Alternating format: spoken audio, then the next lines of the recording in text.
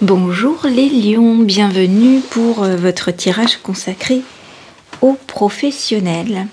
Alors, donc j'ai tiré à l'avance les cartes pour ne pas perdre du temps avec le battage et la distribution. Alors on commence avec l'oracle des miroirs, on ira regarder ensuite ce que nous dit le tarot. Et j'irai chercher 3 cartes d'Algariel tout à l'heure, le pour, le contre et le résultat. En dernier, j'irai chercher un petit extrait d'un bouquin, voilà, d'un auteur. Allez, c'est parti. Alors, ici on parle à des lions qui sont partis dans un projet avec fraîcheur, avec enthousiasme, d'accord? On a la carte de l'enfant, avec gaieté, presque insouciance, c'est avec entrain, donc on avance, on y va, à la limite, c'est même pas peur. Voilà, je ressens les choses, je me sens bien là où je suis, ça me plaît, j'ai envie de faire ça, je vais de l'avant et je me lance et voilà, d'accord? Donc plein de fraîcheur, plein de gaieté, c'est positif, hein, il y avait de l'élan.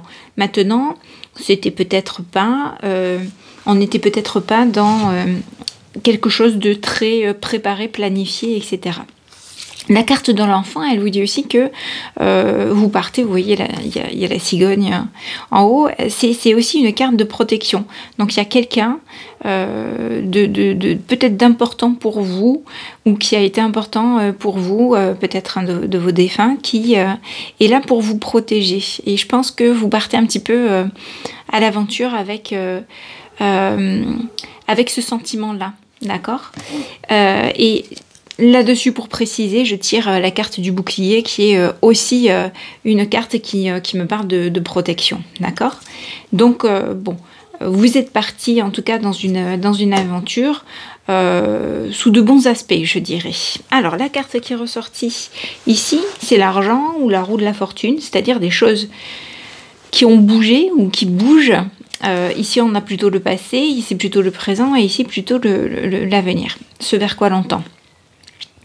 Alors, l'argent, ça peut être d'autres ressources que des ressources pécuniaires. Quelque chose, en tout cas, qui vous nourrit. Quelque chose qui bouge vers quelque chose qui vous nourrit. En tout cas, je ne peux pas dire avec cette carte-ci que ça bouge positivement ou que ça bouge négativement. Mais en tout cas, ça bouge au sujet des finances. Bon, au sujet de richesse, au sujet de trésors. Mais ça peut être aussi vos richesses et vos trésors intérieurs, familiaux, etc. D'accord? Alors, pour préciser, je suis allée chercher d'autres cartes et on a la carte de la décision, du choix, du carrefour qui est tombée. Donc, pour l'argent, il y a peut-être un choix à faire, ou pour aller vers quelque chose qui vous nourrit, influencer en tout cas cette roue de la fortune en ce sens. Il y a un choix à faire, une décision à prendre. Et vous avez le miroir magique qui est tombé. Le miroir magique, c'est une excellente carte, elle est très positive. Tout ce qui peut être négatif dans votre tirage va être annulé par cette carte-là. Donc vous n'allez que vers du positif. J'aime bien dire aussi cette carte-ci que c'est vous, le consultant, qui arrivez avec plénitude et avec toutes vos richesses, justement, d'accord, et équilibré. Et je pense que le choix que vous faites, c'est d'aller vers quelque chose qui vous plaît, qui vous passionne, qui vous émoustille, qui vous fait vibrer, avec la carte de la sexualité. C'est peut-être justement la condition sine qua non de trouver cette activité qui vous passionne, qui vous nourrit, et d'être vous plein, à l'équilibre, d'accord, pour combler, je dirais. On va le préciser avec la carte de la maison, pour orienter positivement cette richesse. On va vers quoi? On va vers la tranquillité, la zénitude, un certain confort dans le sens zone de confort, d'accord? On s'aligne. Alors, le conseil, c'est ici la maison qui est tombée. La maison, elle peut représenter effectivement votre maison, votre foyer. ok? Elle peut représenter aussi votre fort intérieur et tous les étages de votre conscience. Donc, c'est-à-dire de votre état de conscience, je dirais. Hein, c'est-à-dire que là, vous êtes invité à vous équilibrer, je pense, aussi bien dans vos parts sombres, c'est-à-dire, enfin, vos parts sombres, ce que vous glanez de votre passé, hein, c'est-à-dire que même si vous êtes arrivé des tracas auparavant, vous savez, enfin, il faut en tirer le positif et se détacher émotionnellement de l'impact que ça a eu sur vous, ok? Mais vous servir de ces événements comme des richesses pour vous renforcer. Ensuite, il faut être tout à fait présent à ce que vous faites, pleinement conscient, pleinement dans le moment présent, d'accord? Mais c'est un petit peu ça aussi avec la carte de l'enfant. Hein, on joue sans se laisser envahir par ses émotions, ses réflexions, ses pensées, etc. On est là dans le vrai quelque part, d'accord? Et équilibré avec une certaine ouverture vers la spiritualité, appelons ça donc spiritualité, une certaine ouverture sans que justement vous soyez plombé par des pensées à répétition ou sans que vous soyez tout le temps au perché, d'accord? Donc il y a un équilibre qui se fait à tous les niveaux. Bien, votre projet, votre activité, on vous invite à le nourrir. Donc il y a peut-être aussi un temps, un moment à se donner, voilà, pour bien s'équilibrer ou pour bien vérifier qu'on soit à l'équilibre et plein comme le miroir magique. Quand je dis plein, c'est pas dans un état de manque et je cherche à me combler d'une façon ou d'une autre. Hein. Pas dans une attente extrême, à l'équilibre. Et votre projet, votre activité, il va falloir la nourrir et là aussi, vous donner du temps pour mûrir ce projet-là.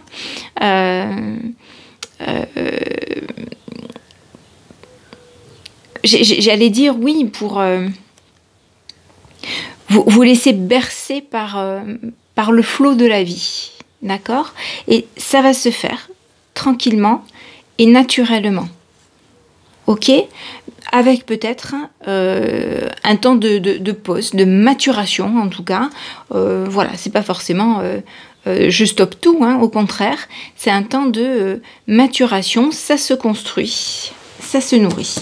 Le résultat, alors quand on a la carte de l'examen, ça peut être la réussite, tout simplement, d'accord? Vous avez mis les choses en place et on se lance. Ça peut être ça, d'accord? Ou vous avez déjà œuvré, semé, hein, et ça vous réussit. On a la carte de la clairvoyance, donc bon, a priori, vous saurez faire les bons choix en pleine conscience, hein, ok? Vous avez des éléments, vous avez des expériences qui vous aideront à y voir clair. Et puis la naissance, c'est que je pense que votre projet, votre activité voit le jour. Hein. Là, on est à l'état de gestation, on prépare son projet, on le nourrit tranquillement, d'accord? Et là, ça y est, le bébé est né et on se dirige vers la réussite, vers le soleil. D'accord? C'est le printemps, c'est la renaissance. Très bien. Alors, notre tarot de Marseille, qu'est-ce qu'il nous dit ? Alors ici, c'est l'état d'esprit du consultant qui arrive, je pense, bien déterminé, en tout cas, qui a un élan d'envie de réussite, d'accord, et qui œuvre en ce sens, d'accord, qui pose les actions en ce sens, en tout cas, les actions, les intentions. En ce sens.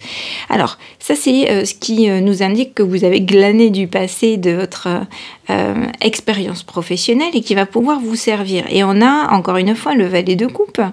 Le valet de coupe, ça rejoint l'enfant.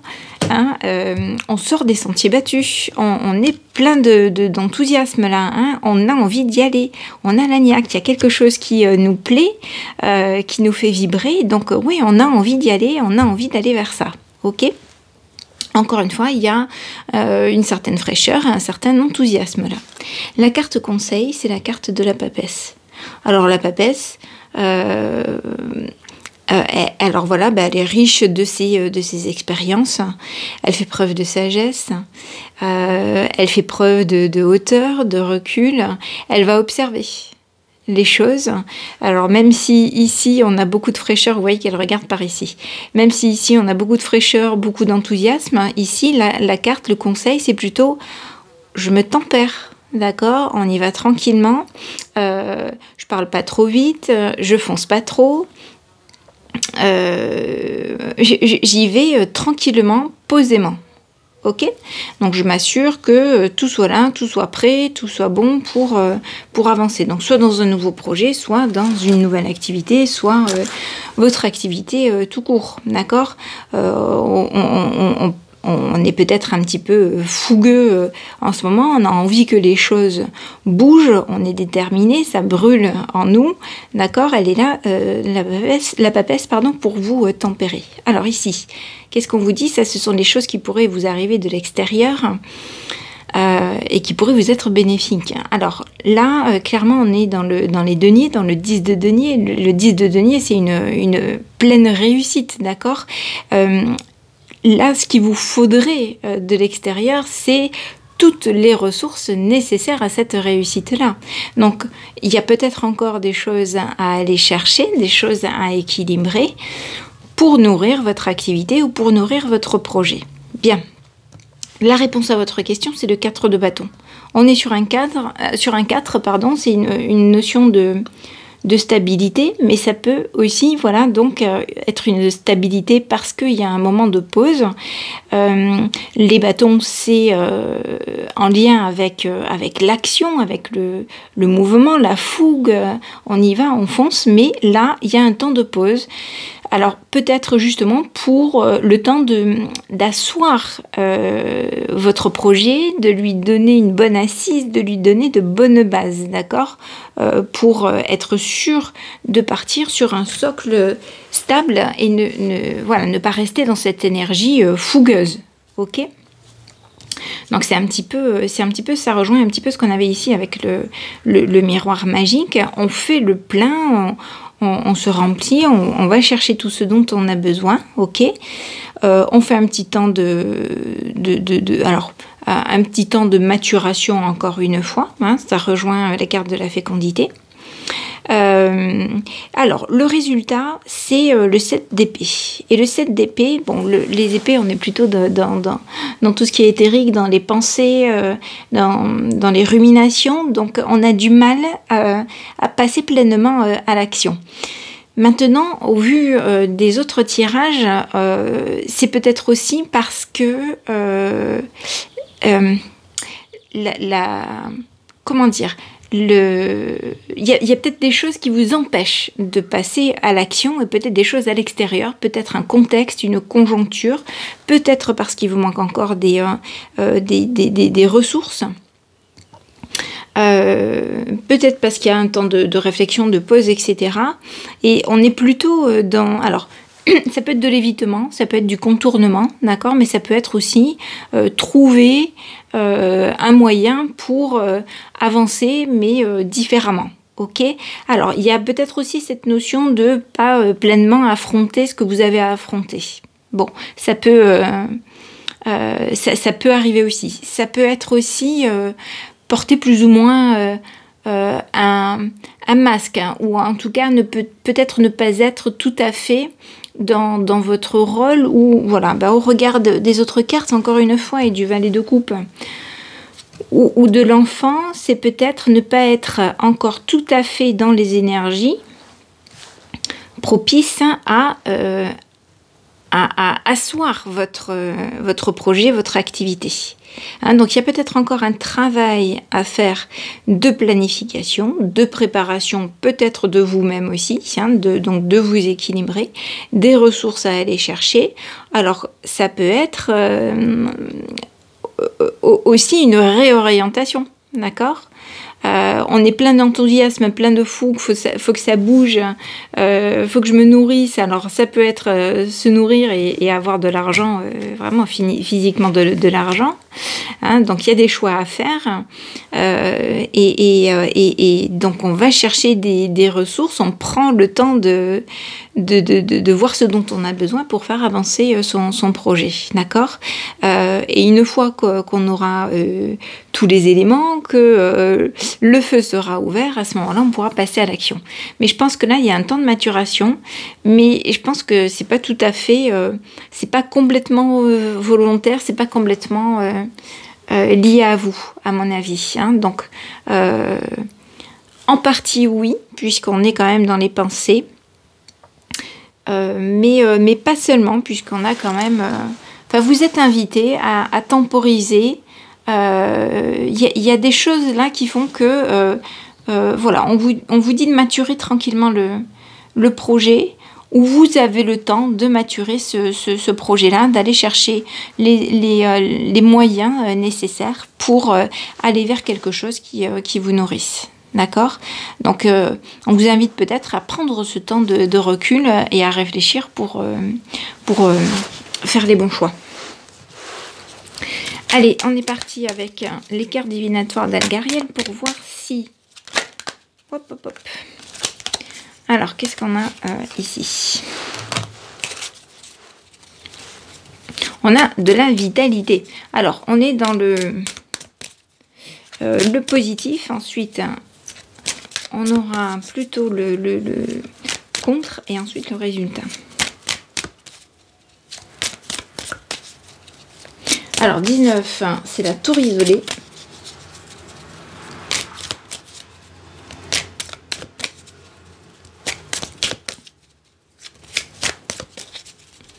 La tour isolée, bon, qui peut parler effectivement d'isolement. Ça peut... Ah, pardon, je fais une pause, pardon. Voilà, excusez-moi, mon fils qui est descendu en courant se chercher son petit goûter. Donc on a pour la carte de la vitalité, on a la carte de la tour isolée. Donc je disais, ça peut avoir trait à la spiritualité, ça peut avoir trait à ce que je vous disais ici. On prend un moment de pause, on s'isole, alors ça peut être dans son fort intérieur pour se retrouver, d'accord, pour s'équilibrer. Et ici, on a la carte de la vitalité. Donc là, on est... il y a une notion de stabilité, d'équilibre, de bonne santé, de bonheur, mais aussi de chance, d'accord. On rejoint ces énergies-là positives, hein, d'accord. Vous êtes protégés, donc c'est ce que vous avez en favorable, un point positif. Alors, qu'est-ce que vous auriez en contre, les lions?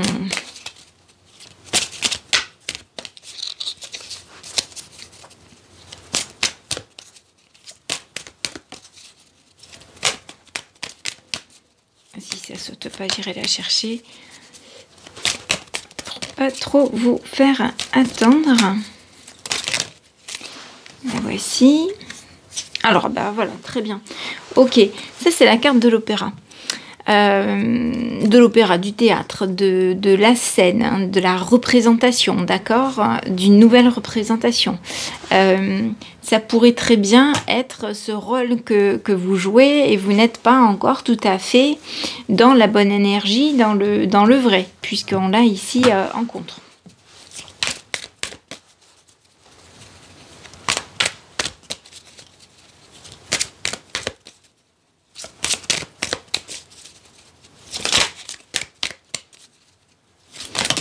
Allez. Bon, le résultat, c'est la carte de l'escalier, c'est une carte d'élévation, ok? Donc ça va venir, je pense qu'il faut se donner du temps, il faut s'équilibrer d'une part, maturer son projet, aller chercher toutes les ressources nécessaires et pas hésiter à profiter d'un temps, voilà, de pause, de recul pour asseoir tout ce dont vous avez besoin. Ok, allez, on va aller voir si on a un petit texte là qui pourrait vous inspirer. Simplicité. Alors, de Vandana Shiva, on ne peut être spirituel qu'en faisant preuve d'un courage empreint de compassion, simplicité. Quand je prends conscience du fait que je fais partie d'un univers, du fait que les microbes qui vivent dans le sol lui donnent la fertilité nécessaire pour produire de la nourriture, je comprends alors que je ne dois pas tuer ces microbes en les empoisonnant, que je ne dois pas leur nuire. Quand je réalise que les microbes ont droit à leur part de nourriture, tout comme moi, et que le système alimentaire est une vague d'énergie, je cesse de prélever plus que nécessaire et de m'approprier ainsi la part d'un autre. Nous avons une très belle expression ancienne, l'univers appartient à tous les êtres, appréciez-le, mais ne prenez pas plus que votre part, évitez d'être trop avide. Ah, c'est marrant parce que ça rejoindrait peut-être ces énergies de l'enfant un peu fougueuse, d'accord, avec le soleil à côté, où on est un petit peu trop avide, un petit peu trop dans l'attente, je vous l'ai dit tout à l'heure, hein. Alors, où est-ce que j'en étais? La seule manière de vivre en toute conscience est d'être heureux tout en assurant le bien-être des autres. À l'occasion des 60 ans de sa sainteté, le Dalai Lama, qui a maintenant 80 ans, on m'a demandé de faire un discours. À cette époque, je commençais à travailler sur le sujet des OGM, des brevets et des semences paysannes. Quand j'ai terminé mon discours, il m'a donné un mot griffonné en tibétain que son assistant m'a traduit. C'était magnifique. Sa réponse à mes paroles sur les vies brevetées et toutes ces autres questions scientifiques. Ouvrez les guillemets. Tous les êtres ont droit au bonheur. Personne n'a le droit de dépouiller les autres de leur bonheur. Bon, vous aviez cette énergie-là, hein, pour ceux à qui je m'adresse là. Voilà ce qu'enseignent les Védas et le Dalai Lama. Voilà comment la simplicité nous rend tous heureux. Et qu'est-ce que la simplicité? C'est trouver le bonheur sans avidité. On nous fait croire que plus on a de possessions, plus on consomme, plus on est heureux, que le bonheur c'est de pouvoir renouveler sa garde-robe tous les ans, mais quand on suit la mode, on découvre qu'on n'est jamais heureux, on ne peut jamais être satisfait de ce qu'on a. On ne connaît pas le plaisir de la simplicité et du contentement. La simplicité va de pair avec la conscience que l'on partage cette terre et ses trésors avec les autres. Le contentement, lui, va de pair avec la conscience des besoins réels.